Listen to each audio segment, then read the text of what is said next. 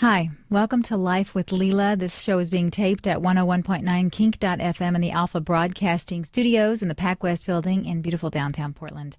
It is March 16th, 2011, and my views absolutely do not necessarily reflect those of Alpha Broadcasting. It's clear, actually, when you listen to some of our radio stations that they don't. But some might. You never know. I'm feeling compelled to connect with you today. There are a couple of points that I just have to talk about. One of them is locally here in Portland and here with my own company of Alpha Broadcasting. There have been some major changes this week, and it's all over the news. You can just Google it, blog it, Bing it, and get the information. The radio station 101.1, which was formerly known as KUFO, is now KXL, which is our news talk radio station in this format. Now, I have to say, for all the folks who worked at KUFO, which no longer exists, my heart goes out to you. I'm not feeling sorry for you. It's not a woe is me, poor pitiful you guys, because I know something great is around the corner. And I've been there. I know what it's like to have a great job pulled out from under you when you thought you knew tomorrow what it was going to look like, and surprise, it's not. So I just know the highest and best is unfolding for everyone there, and I had some good friends. I would like to think I still have some good friends who worked at KUFO, and just sending them all kinds of love and best wishes. So on to the business of that. Alpha Broadcasting knew they could make more money moving KXL to 101.1, and I'm grateful that I work for a company who is making responsible financial decisions for the entire company, because all of it employs, the rest of the people who work here. I have to say that my political views, which I'm guessing that you probably already know, aren't in alignment with those that I hear on KXL.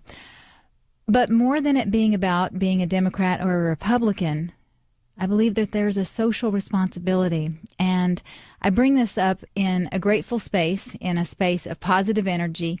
I'm not a hater, and I don't want to encourage hate in the world. But I do believe that there is a social responsibility that goes with what we do in broadcasting.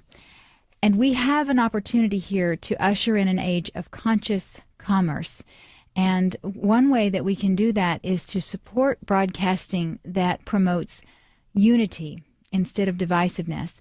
I know there's a place for everything, and I have to tell you, Glen Beck has been some of my most deep spiritual work, because I have to pull out every tool I have in my bag of tricks to embrace him and just love him in a compassionate way. And I do every day, even though I think of him as a man who's really kind of like a little boy in a man suit walking around, and he's spewing his views as reality. And I guess they are reality in some circles. But what I want to propose to someone like Mr. Beck, who says his show is about family values and, really uses God as sort of a platform at times to do that, are you inspiring unity with your work or divisiveness? And if you know better and you're doing it just to make a buck, how does that fit into family values?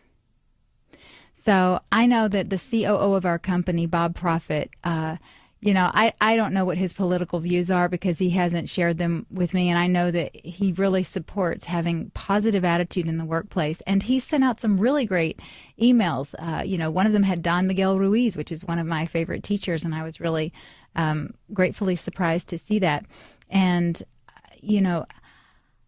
I know that the people that I work for are conscious people, and I know that they see a bigger picture. I am trusting that and knowing that. And in that space, I have to kind of ask my fellow human beings that we need to wake up. It's time for us to wake up. Those of us who feel like we have truly been on a journey and conquered some of our own demons enough to be able to move past the divisive stuff and create a world where really it does work for everyone. And I do believe that that's possible. And I do believe it's possible in a way that everybody can win, and we don't have to give up our Americanness in order to do that. But we need to wake up and understand the difference between news, opinion, and entertainment. And I'm not talking about judgment. I'm talking about discernment, because none of the aforementioned is less valuable than any of the others. They're all important. But we must, if we're going to progress as a human species, we're going to have to learn the art of discernment and know, is what I'm watching news? Is it entertainment? And what's the purpose behind it? So I send absolute love to Glen Beck and all of those who are working in conservative talk radio. What I've seen of Lars Larson, who's a local personality, I like him. And I don't consider myself to be Republican or Democrat, but I will say that I'm for oneness and I'm for inclusion. And often I feel like that tends to fall under the Democratic lines, since our president has actually declared, in the wake of the tragedy in Japan, with this earthquake and the nuclear fallout, he's declared that we are all one. We're all one human family. And so in that, I can send my love to people that I can absolutely and totally disagree with, and I can do it in a loving way. It's taken a long time to be able to do that. So I also want to touch on something else. I made some notes here because I wasn't planning on coming in, but this stuff just stayed with me and wouldn't leave me alone.